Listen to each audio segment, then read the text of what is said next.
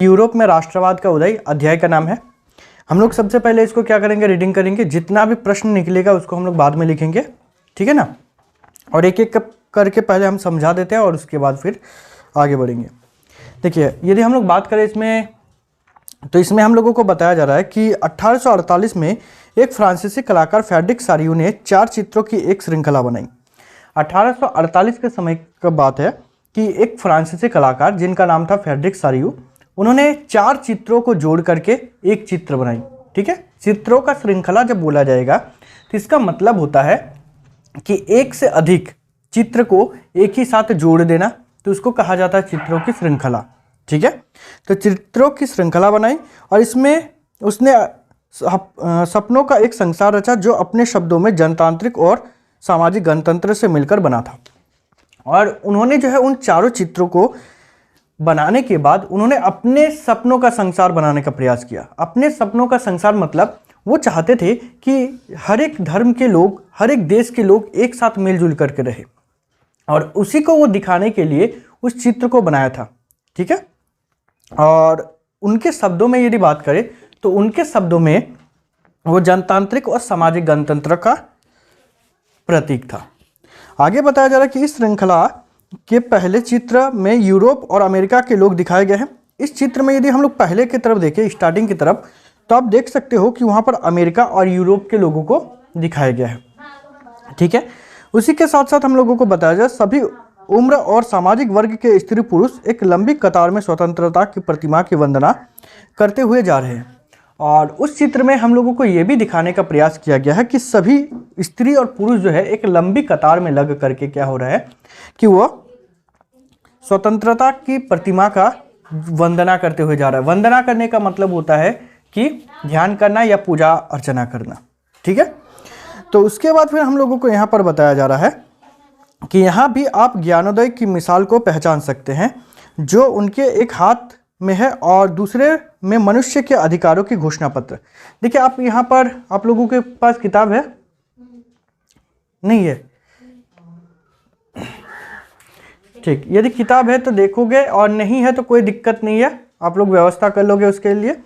तो यहाँ पर देखो, आप लोगों को एक चित्र दिखाई दे रहा होगा।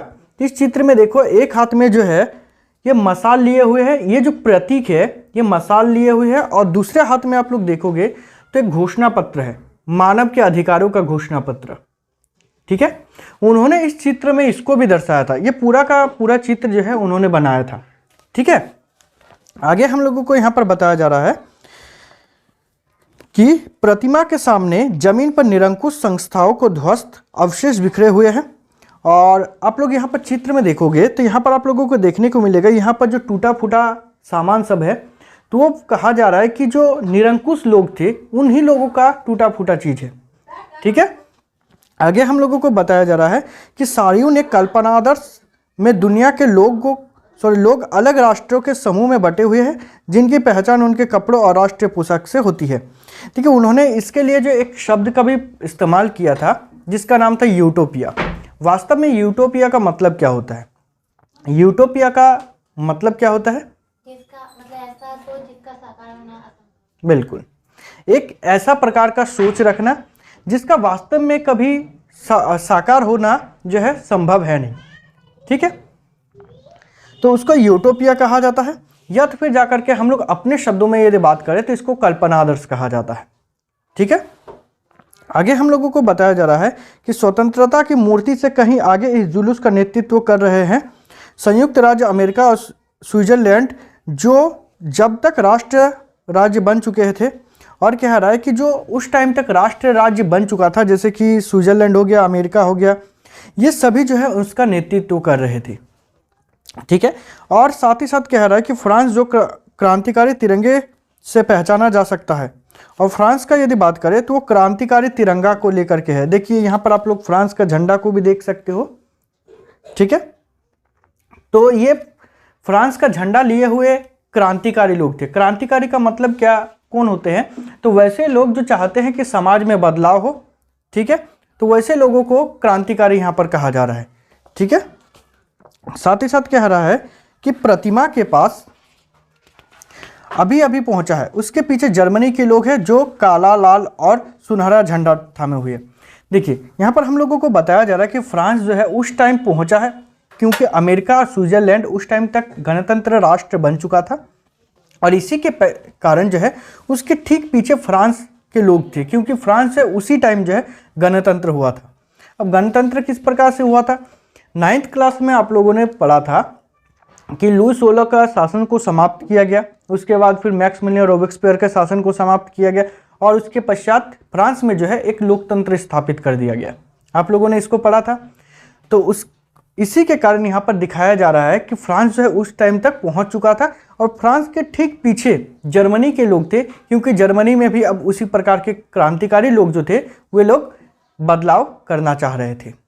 ठीक है, आगे हम लोगों को बताया जा रहा है कि जो झंडा वे थामे हुए हैं वो 1848 की उदारवादी उम्मीदों की अभिव्यक्ति है, जिसमें अनेक जर्मन भाषी रियासतों को एक प्रजातांत्रिक संविधान के अंतर्गत एक राष्ट्र राज्य में गठित करने की चाह थी। अब यहाँ पर कह रहा है कि जो ये झंडा थामे हुए थे जर्मनी के, जो कि 1848 का समय का बात है, तो वे लोग इस उम्मीद से आए थे कि वो चाहते थे कि जो जर्मन भाषी लोग हैं, ठीक है, उन्हीं के चाह में वहाँ पर एक क्या किया जाए, एक जनतांत्रिक संगठन स्थापित किया जाए। या तो फिर इसको बहुत सिंपल शब्द में यदि समझने का प्रयास करें तो इसमें यह बताने का प्रयास कर रहा है कि उन लोगों को चाह थी कि जर्मनी में भी किसी प्रकार से जनतंत्र स्थापित किया जाए। जनतंत्र मतलब होता है लोकतंत्र। ठीक है, आगे हम लोगों को यहाँ पर बताया जा रहा है कि जर्मन लोग के बाद ऑस्ट्रिया, 2 सिसिलियों की राजशाही, Lombardy, Poland, England, Ireland, Hungary और रूस के लोग थे। और उसके बाद जर्मनी के पीछे और भी लोगों को दर्शाया गया है। वो ये सोच करके दर्शाने का प्रयास किया है कि जर्मनी में अब जैसे लोकतंत्र स्थापित होगा उसके पीछे और भी देश, जैसे कि ऑस्ट्रिया हो गया, 2 सिसिलियों की राजशाही हो गया, लॉम्बार्डी हो गया, पोलैंड, इंग्लैंड, आयरलैंड, हंगरी, रूस, इन सभी देशों में लोग क्या करने के लिए, लोकतंत्र स्थापित करने के लिए आगे आएंगे, और इसी के कारण जो है इस चीज़ को उन्होंने दर्शाया था। ठीक है, 2 सिसिलियों की राजशाही का मतलब यह है कि वो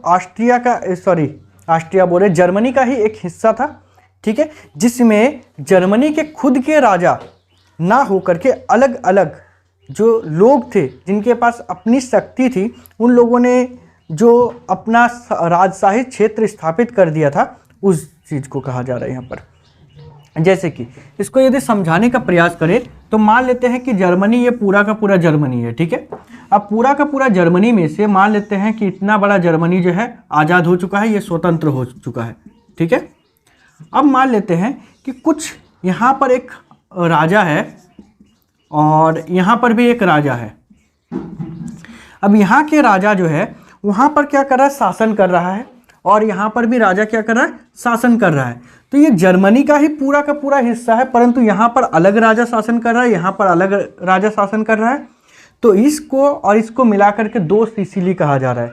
ठीक है, जहाँ पर किसी एक देश में ही जब अलग अलग राजवंश के लोग या राजवंश के राजा शासन करते हैं तो उसी को दर्शाने के लिए सिसिली शब्द का उपयोग किया जाता है। क्या कोई दिक्कत इसमें नहीं है? अब यदि हम लोग इसमें बात करें तो एक व्यक्ति है जिनका नाम है अर्नेस्ट रेनन। ठीक है, तो अर्नेस्ट रेनन ने एक, वास्तव में पहले अर्नेस्ट रेनन थे कौन, पहले इसको हम लोग समझने का प्रयास करते हैं। तो अर्नेस्ट रेनन जो थे वो एक फ्रांसीसी दार्शनिक थी। ठीक है, तो उन्होंने राष्ट्र क्या है इसके बारे में एक भाषण के तौर पर जो है उन्होंने अपना एक परिभाषा दिया था। अब जैसे कि बहुत सारे लोगों का अपना अपना परिभाषा होता है कि वास्तव में राष्ट्र का मतलब होता क्या है, होता है ना। तो ठीक ये फ्रांसीसी जो दार्शनिक थे अर्नेस्ट रेनन, उन्होंने भी अपना एक भाषण दिया था, और उस भाषण के तहत उन्होंने बताया कि वास्तव में राष्ट्र होता क्या है। ठीक है, देखो उन्होंने जो भाषण दिया था, देखो ये सब जो साइड वाला है ना पार्ट, तो सारा का सारा साइड वाला पार्ट को भी बताएंगे जो एग्जाम में आता है, जिससे एग्जाम में क्वेश्चन पूछा जाता है। बहुत बार आप लोगों को एग्जाम में पूछा गया है कि अर्नेस्ट रेनन राष्ट्र क्या है, ठीक है, या रेनन राष्ट्र क्या है, ऐसा बहुत बार क्वेश्चन बना है। तो इसी के कारण ये सब भी पढ़ना जरूरी है। जितना से आप लोगों का एग्जाम में क्वेश्चन पूछा जाता है वो सारा का सारा हम बताएंगे, ठीक है। देखो यहाँ पर हम लोगों को बताया जा रहा है कि फ्रांसीसी दार्शनिक अर्नेस्ट रेनन ने 1882 में सोर्बोन विश्वविद्यालय में दिए गए व्याख्यान में राष्ट्र की अपनी समझ को प्रस्तुत किया है। अर्नेस्ट रेनन जो है 1882 के समय जो है सोर्बोन विश्वविद्यालय में एक भाषण दिया था और उनको जो लगता है कि वास्तव में राष्ट्र है क्या, उस चीज़ को उन्होंने क्या किया था, वहाँ पर प्रस्तुत किया था, उन्होंने वहाँ पर बोला था। अब जैसे कि यहाँ पर बताया जा रहा है कि बाद में यह व्याख्यान एक प्रसिद्ध निबंध के रूप में छपा जिसका शीर्ष था राष्ट्र क्या है। देखो उन्होंने जो भाषण दिया था उस भाषण को बाद में एक निबंध के तौर पर छापा भी गया था और उस निबंध का शीर्षक का मतलब जिसको आप लोग हेडलाइन बोलते हो, तो हेडलाइन था कि राष्ट्र क्या है, इस नाम से जो है उसको छापा गया था। ये कहाँ का था? फ्रांस का? हाँ, फ्रांस का दार्शनिक थे, ठीक है। अब देखिए यहाँ पर हम लोगों को बताया जा रहा है कि इस निबंध में रेनन अन्य लोगों द्वारा प्रस्तावित इस विचार की आलोचना करता है कि राष्ट्र समान भाषा, नस्ल, धर्म या क्षेत्र से बनता है। देखो जब लोग कहते हैं कि राष्ट्र किससे बनता है, तो समान भाषा से, नस्ल से, धर्म से या क्षेत्र से बनता है। तो अर्नेस्ट रेनन जो थे उन्होंने इस चीज़ का आलोचना किया। आलोचना का मतलब क्या होता है, तो आलोचना का मतलब होता है कि किसी चीज़ का बुराई करना, ठीक है, तो उसको आलोचना कहा जाता है। तो उन्होंने इस चीज़ का आलोचना किया कि राष्ट्र जो है वो समान भाषा से, समान धर्म से या क्षेत्र से नहीं बनता है। तो उन्होंने किस प्रकार से बताया कि राष्ट्र तब किससे बनता है, तो उनके अनुसार जो था कि एक राष्ट्र लंबे प्रयास, त्याग और निष्ठा का चरम बिंदु होता है। मतलब राष्ट्र हम लोग उसको कह सकते हैं जिसमें क्या होती है कि एक लंबा प्रयास होता है। जैसे कि कोई किसी को गुलाम बना करके, किसी देश को गुलाम बना करके रखता है, तो एक बहुत लंबा प्रयास किया जाता है कि उस गुलामी से मुक्ति पाया जाए। तो राष्ट्र तभी बनता है जब उसमें लंबा प्रयास हो, त्याग हो, मतलब लोगों के द्वारा त्याग किया गया हो, उसमें निष्ठा हो और इन सभी चीज़ों की चरम बिंदु होनी चाहिए, तो जाकर के उसको हम लोग राष्ट्र कहते हैं। कह रहा है कि शौर्य, वीरता से युक्त अतीत महान पुरुषों के नाम और गौरव, यह वो सामाजिक पूंजी है जिस पर एक राष्ट्रीय विचार आधारित किया जाता है। उनके हिसाब से जो शौर्य वीरता मतलब समझ रहे हो, ठीक है, वीरता जिसको आप लोग सिंपल शब्द में बोल सकते हो, ठीक है। शौर्य मतलब साहस यहाँ पर होता है, ठीक है। उसके बाद फिर युक्त अतीत का मतलब इतिहास, जिस इतिहास में वीरों का और शासन नहीं बोल सकते यहाँ पर, वीरों का शक्ति प्रदर्शन बोल सकते हो या साहस प्रदर्शन हुआ हो, वैसा अतीत। और महान पुरुषों के नाम और गौरव, ये सभी जो है हम लोगों का सामाजिक पूंजी है। ऐसा आप लोगों का ऑब्जेक्टिव टाइप के प्रश्न में पूछा जा सकता है कि अर्नेस्ट रेनन के अनुसार जो है सामाजिक पूंजी क्या है। तो अर्नेस्ट रेनन के अनुसार सामाजिक पूंजी क्या क्या हो सकता है, तो शौर्य वीरता से युक्त अतीत, महान पुरुषों के नाम और गौरव, ठीक है।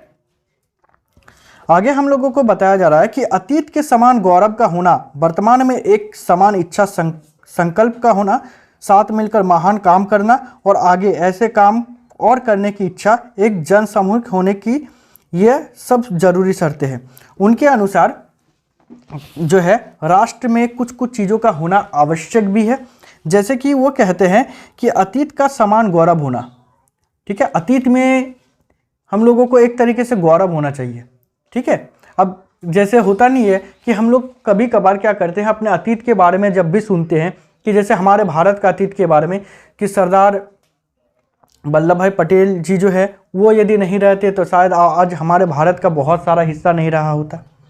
या तो फिर यदि हम लोग बात करें कि भगत सिंह जी नहीं रहते या तो फिर रानी लक्ष्मीबाई नहीं रहती, तो ऐसे हमारे देश में जो आंदोलन को बढ़ावा मिला, या तो फिर जैसे कि इतिहास में हम लोगों को आज गौरव होता है कि बहुत सारे हमारे स्वतंत्रता सेनानी थे, जिसके कारण जो है आज हम लोगों को जब भी उनका नाम सुनते हैं तो हम लोगों को शरीर में एनर्जी टाइप का आने लगता है। क्यों? उन लोगों के द्वारा जो ऐसा काम किया गया था, इसीलिए। अब मान लेते हैं हमारे इतिहास में जितने भी स्वतंत्रता सेनानी है, मान लेते वो हमारे लिए कुछ अच्छा काम किए ही नहीं होते, तो क्या आज हम लोगों को अपने इतिहास पर गर्व होता? नहीं होता, ठीक है ना। तो अपने अतीत में गर्व की भावना होनी चाहिए, गर्व होना चाहिए। और वर्तमान में एक समान इच्छा होनी चाहिए। संकल्प का होना, संकल्प मतलब एक तरीके से बोलेंगे तो कुछ करने की जुनून होना चाहिए, ठीक है, कि हाँ वास्तव में हमको ऐसा करना है, हमारे देश के लिए ऐसा कुछ करना है। आगे हम लोगों को बताया जा रहा है कि साथ मिलकर महान काम करने और आगे ऐसे काम करने की इच्छा होनी चाहिए, और साथ मिलकर के हम लोगों को कुछ महान काम करने की इच्छा भी होनी चाहिए, ठीक है। अब महान काम करने की इच्छा मतलब ऐसा क्या कि कोई यदि दूसरा देश वाला हमारे देश में आकर के हमला करता है तो हम लोगों को जाकर के सीधे पहाड़ से कूद जाना है? नहीं, ऐसा महान काम नहीं करना है, ठीक है ना। ठीक, तो ये अर्नेस्ट रेनन के बारे में थोड़ा बहुत था जिससे हम लोगों का आता है प्रश्न। अब जैसे कि एक हमारे पास शब्द है यहाँ पर जनमत संग्रह।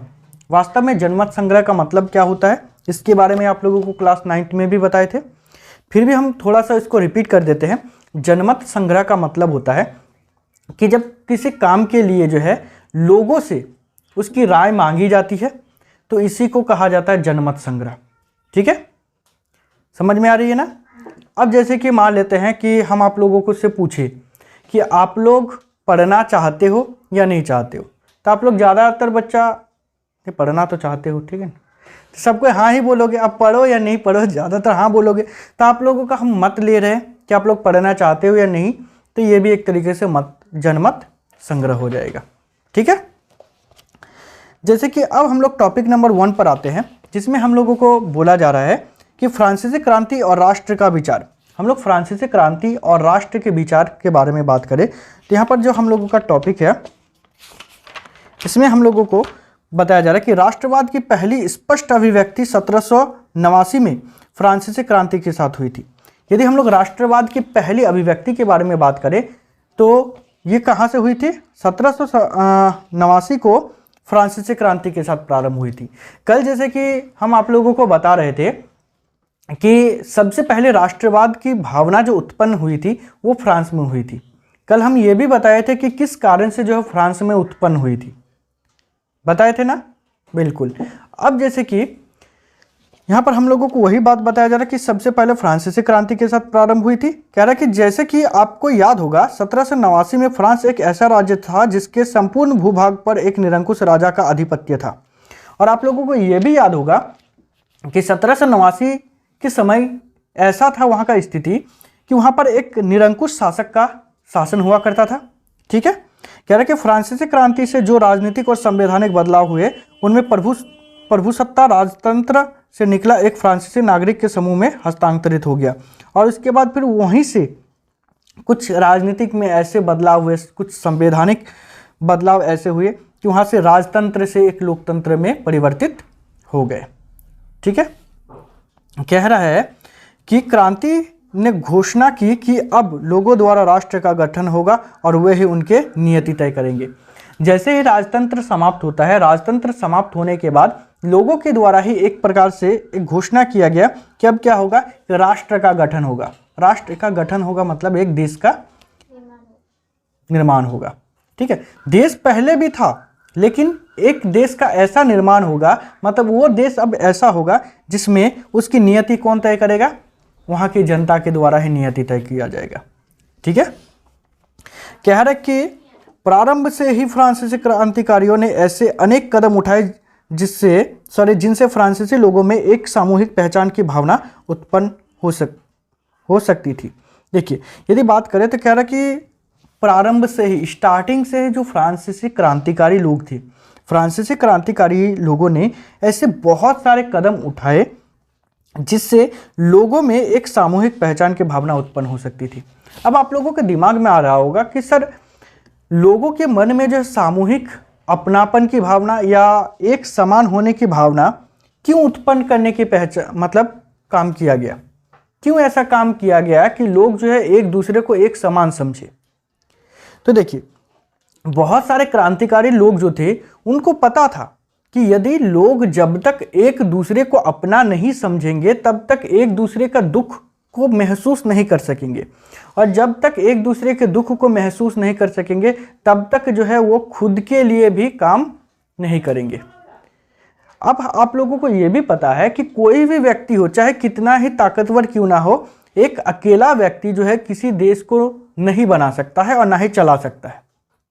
और इसी के कारण जो है क्रांतिकारी चाहते थे कि वो एक दूसरे को समझे। जब एक दूसरे को समझेंगे तो एक दूसरे के सहयोग से वो देश को चलाएंगे, ठीक है। और इसी के कारण जो है सामूहिक अपनापन की भावना उत्पन्न करने का प्रयास किया गया था। आगे हम लोगों को बताया जा रहा है कि पितृभूमि और नागरिक जैसे विचारों ने एक संयुक्त समुदाय के विचार पर बल दिया जिसने एक संविधान के अंतर्गत समान अधिकार प्राप्त थे। अब यहाँ पर एक शब्द का इस्तेमाल किया गया पितृभूमि। वास्तव में पितृभूमि का मतलब यहाँ पर क्या है?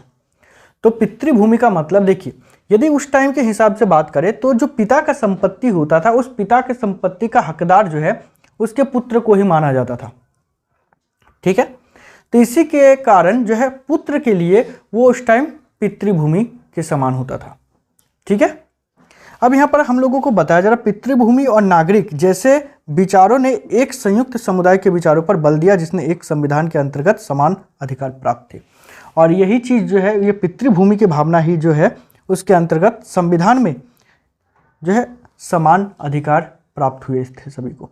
क्योंकि जब संविधान में ये लिख दिया गया कि पिता के जो भूमि है उसका अधिकार जो है पुत्र को मिलेगा और सभी के पिता का मतलब अपना अपना पिता का जो है भूमि जो है अपने अपने पुत्र को मिलेगा, तो ये समान अधिकार था। भूमि पिता का या फिर पुत्र का भूमि? नहीं, पितृ मतलब होता है पिता और भूमि मतलब जमीन वगैरह जो भी चीज़ है, ठीक है। तो वो पिता का भूमि जिसका वारिस जो है उसका बेटा बनेगा, ठीक है। आगे हम लोगों को यहाँ पर बताया जा रहा अतः एक नया फ्रांसीसी झंडा तिरंगा चुना गया जिसने पहले के राष्ट्रध्वज की जगह ले लिया। अब देखो, क्रांतिकारी लोग ये भी जानते थे कि सभी लोग यदि क्रांति कर रहे हैं, मान लेते हैं समाज में 4 क्रांतिकारी लोग हैं, तो 4 व्यक्ति क्या करेगा, अलग अलग प्रकार के झंडा लेकर के घूमेंगे। अब अलग अलग प्रकार के झंडा लेकर के घूमेंगे तो आपसी फूट कभी ना कभी पड़ना ही है कि वास्तव में हम किस झंडे के अंदर रह करके काम करेंगे। अब झंडा बहुत बड़ा नहीं होता था कि वो लोग झंडा के अंदर आ जाते थे। कहने का मतलब ये है कि वे लोग उसके अंडर में रह करके काम करते थे, ठीक है। और इसी के कारण जो क्रांतिकारी लोग थे उन लोगों ने एक झंडा बनाया, एक तिरंगा झंडा बनाया जिसके अंडर में रह करके सभी को काम करना था। क्या समझ में आ रही है बात?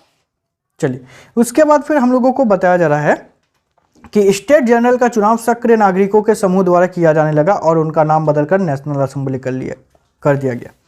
कह रहा कि स्टेट जनरल का जब चुनाव हुआ, ठीक है, तो उसने क्या किया कि सक्रिय नागरिकों द्वारा चुनाव करवाया, सक्रिय नागरिकों के समूह द्वारा किए जाने लगा और उनका नाम बदलकर जो स्टेट जनरल पहले जिसका चुनाव होता था तो वो सक्रिय नागरिकों के द्वारा चुनाव होने लगा।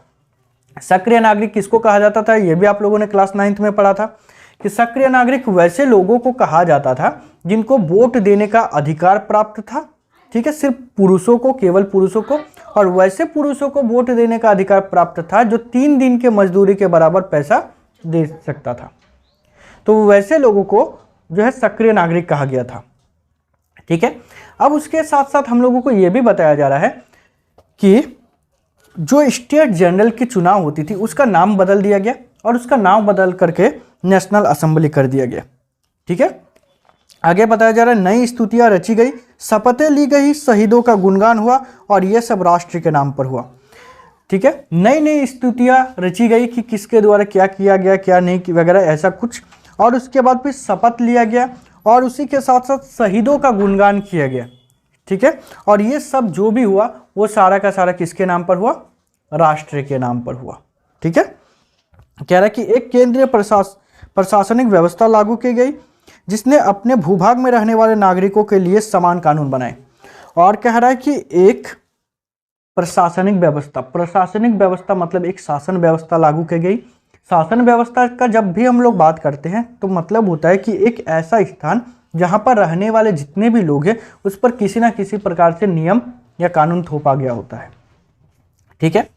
तो कह रहा है कि वहां पर जो नियम कानून जो बनाया गया था वो ऐसा नहीं था कि जैसे कि हम लोगों ने 9th में पढ़ा था कि प्रथम स्टेट के लिए अलग कानून, द्वितीय स्टेट के लिए अलग कानून, तृतीय स्टेट के लिए अलग कानून, ऐसा कानून ना बना करके जो नेशनल असेंबली के द्वारा कानून बनाया गया था वो था कि सभी के लिए समान। ठीक है, मतलब जो कानून था वो सभी के लिए समान कानून था, महिलाओं के लिए महिलाओं के लिए भी। ठीक है, हाँ, भले महिलाओं को वोट देने का अधिकार नेशनल असेंबली ने नहीं दिया था। ठीक है, ये बात सही है कि नेशनल असेंबली के द्वारा जो भी नियम कानून बनाया गया था वो सभी के लिए समान था, परंतु महिलाओं को उन लोगों के द्वारा वोट देने का अधिकार नहीं दिया था। बाद में हम लोग पढ़ेंगे कि महिलाएं भी वोट देने का अधिकार पाने के लिए जो है किस प्रकार से आंदोलन करती है, और उसके बाद फिर जाकर के जब उन लोगों ने वोट देने का अधिकार मांगा था, लगभग उसके 50 साल या 60 साल बाद जो है उन लोगों को लगभग वोट देने का अधिकार दिया गया था। ठीक है, वो बाद में हम लोग पढ़ेंगे। ठीक है, देखो उसके बाद फिर हम लोगों को पूछा जा रहा है, पूछा नहीं जा रहा है, बताया जा रहा है कि आंतरिक आयात निर्यात शुल्क समाप्त कर दिए गए और भार तथा नापने की एक समान व्यवस्था लागू की गई। क्षेत्रीय बोलियों को हतोत्साहित किया गया और पेरिस में फ्रेंच जैसी बोली और लिखी जाती थी वही राष्ट्र की भाषा बन गई थी। देखो वहाँ पर सबसे बड़ी समस्या क्या थी कि राज्य के एक सीमा से यदि दूसरे सीमा पर जाता था कोई, तो क्या होता था कि उसको एक सीमा शुल्क देना पड़ता था। वास्तव में व्यक्तियों के साथ ऐसा नहीं होता था, लेकिन कोई व्यापारी जो होता था अपने सामान को जब ले जाता था तो उन लोगों को जो है एक अलग से कर देना होता था। ठीक है, तो जिसको हम लोग सीमा शुल्क कहते हैं। सीमा शुल्क मतलब एक सीमा से दूसरे सीमा पर जब हम लोग प्रवेश करते हैं तो उस टाइम जो कर लिया जाता है उसको सीमा शुल्क कहा जाता है। तो इस सीमा शुल्क को समाप्त कर दिया गया, क्योंकि उस टाइम सीमा शुल्क की व्यवस्था थी तो उसको समाप्त कर दिया गया। उसी के साथ साथ हम लोगों को यहाँ पर बताया जा रहा है कि भार तथा नापने की एक समान व्यवस्था लागू की गई। पहले क्या होता था कि हर जगह लगभग अलग अलग प्रकार की व्यवस्था थी कि नापने तोलने का, परंतु इसको समाप्त कर दिया गया। और उसके बाद जो क्षेत्रीय भाषा जो थी उस टाइम, जो क्षेत्रीय भाषा मतलब होता है कि जब किसी विशेष क्षेत्र में जिस भाषा का उपयोग किया जाता है, भाषा नहीं जिस भाषा का उपयोग किया जाता है, तो उस भाषा को हम लोग क्षेत्रीय भाषा कहते हैं। क्षेत्रीय भाषा को हतोत्साहित किया गया, उसमें परेशानी आई लोगों को, जिसके कारण जो है उस भाषा के स्थान पर जो है फ्रेंच भाषा को ही ज़्यादातर मान्यता दी गई और फ्रेंच भाषा को ही राजभाषा लास्ट में घोषित कर दिया गया। ठीक है, तो आज के लिए इतना ही रहने देते हैं, आगे क्लास में हम लोग आगे पढ़ेंगे। ठीक है।